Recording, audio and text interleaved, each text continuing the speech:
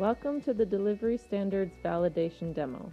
In this short video, you will find a brief explanation of how to revalidate your delivery standards using the Delivery Standards Validation module in the EMS Operational Guide. Before we begin, it is important to know that you should carry out a revalidation before changing the postcode system in your country, opening a new post office or delivery office, changing operational procedures, or registering a new inward IMPC for EMS. To access this module, you will need to be assigned as a standards manager for your organization. To do so, please contact the EMS unit. Please note that revalidations can be implemented once per quarter, at the beginning of a month. The first step is to access the EMS Operational Guide by typing www.emsog.post. Enter your credentials as a standards manager. You can access the Delivery Standards Revalidation module under the heading Request. In the drop-down menu, select the section Delivery Standards. You will then see this screen displayed. Here you can see the currently published standards. Click the button Actions and choose New Request from the drop-down list. Please add a description and, if needed, a message. Click OK. You will then see this screen displayed. Go to the section Pending and click on the button Action. Then select Edit. You are now in the editing mode. In Section 1, Offices of Exchange, the information will already be pre-populated with the data from your previous revalidation that is currently valid. If there are changes to this information, please update it as necessary. Otherwise, leave it as it is. The system will update the subsections 2.1 through 2.4 within Section 2. In Section 3, please use the toggle button if you have any changes in the days of the week on which you deliver EMS. Now you will come to an important section, Delivery Standards. Within this section, you can change the information about the Office of Exchange name, OE code, name of the airport, and the address, as well as the OE working hours. For example, we will change the working hours from 8 to 1600. In addition, we can change the telephone number, which will be validated. In Section 4.10, you can add or remove zones and cutoff times, as well as modify the information based on your needs. Use the menu on the right side to add or remove a zone, or to add or remove a cutoff time. Here you can see how a new zone is added by clicking the Add Zone button. In the example, we will change the EMD cutoff time and add standards for Zone 2. Then click Save to save the changes. After saving the changes, click OK in the box that appears. The system will refer to any error found.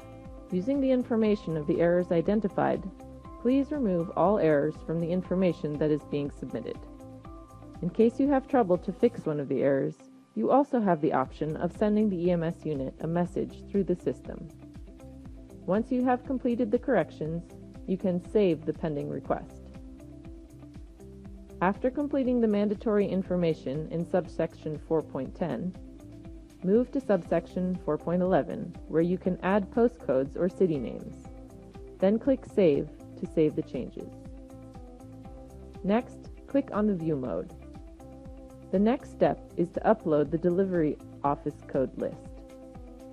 In the Delivery Office Codes menu, click on Download Delivery Office Codes to Excel. Once you have opened the file, make any necessary updates and save it to your computer. Then go back to the application and select Upload Delivery Office Codes from the Delivery Office Code section on the right side. To upload the file, click on the gray field to browse to where the document has saved on your computer. If there are errors, the system will create a notification. If you receive such a notification, make the necessary changes in the Excel file to avoid this error. After making the changes, resave the file and then proceed to upload the file to the system again. If you are unable to solve the issue, you have the option to send the EMS unit a message by clicking on the Send Message button. In case you would like to continue working on this validation at a later time, your changes to this point will be automatically saved. You will find the revalidation in the Pending section, where you can continue working on it. After the system has finished checking the imported data, go to the Workflow menu and choose Submit.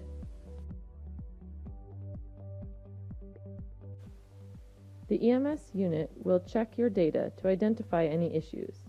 In case of any inconsistency, the EMS unit will ask you to revise some sections. You will receive an email highlighting the issue. If further changes are needed, you can do so by logging into the system and following the path Request, Pending, Actions, and then View. In our example, we need to add missing delivery office codes.